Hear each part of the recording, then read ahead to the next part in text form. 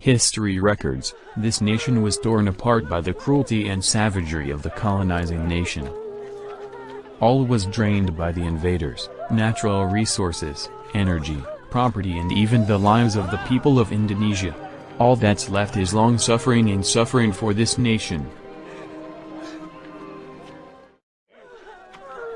The colonialists implemented policies that were very detrimental to the Indonesian people.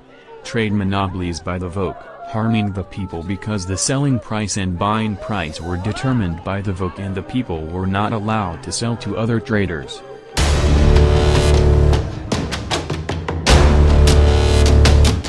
Daendels' reign, 1808 to 1811, implemented a policy of forced labor to make a 1,000-kilometer-long road from Menir Panurukan to claim thousands of Indonesian people's lives.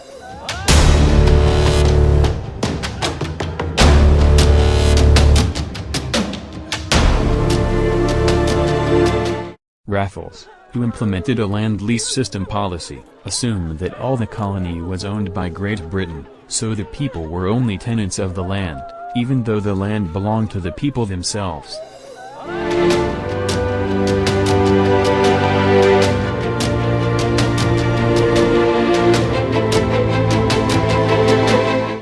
In 1830, Johannes van den Bosch implemented a system of forced cultivation, cultuurstelsel, where the people had to plant the types of plants that the colonizers wanted: tea, coffee, coke or sugar cane.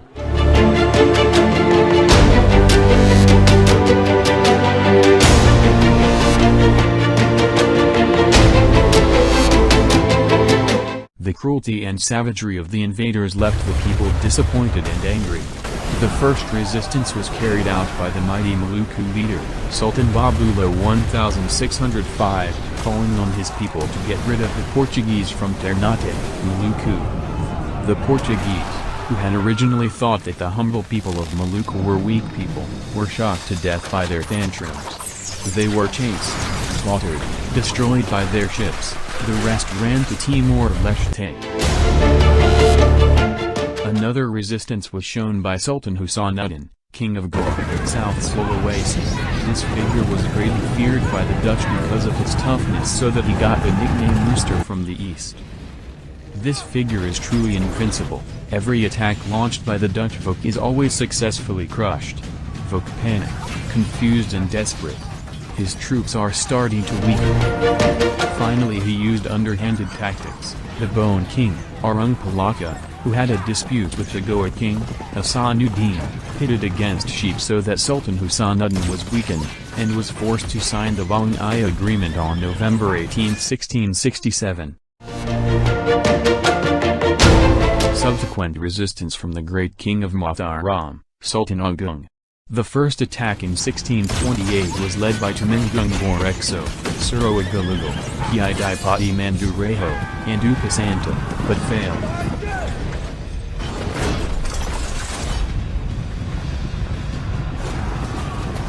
The second attack was prepared, this time led by Kiai Adipati Jumana, K.A. Puger, and K.A. Purbaya in 1629, but also failed.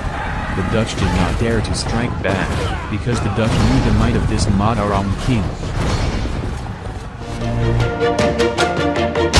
Another great resistance was shown by the Padri in 1821, led by Tuanku Imam Bonyal, M. Sihab, Tuanku Nansardik, Tuanku Tambusai, and Tuanku Nanalahan.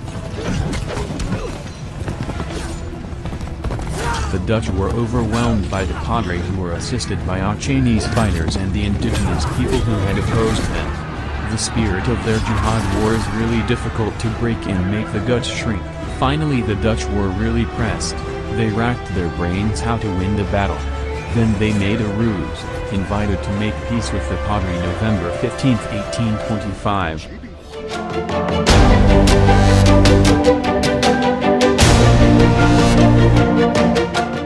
On Java, the Netherlands faced the legendary figure, Prince Diponegoro, 1825–1830, who had devastated every attack.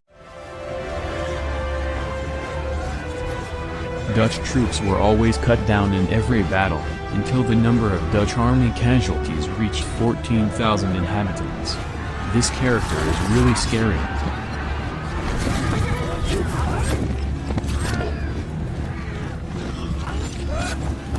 The Netherlands felt unable to face this one opponent. Again, underhanded tactics, invited to negotiate in March 1830 in Magelang, Central Java, then arrested and exiled to Manado and Makassar.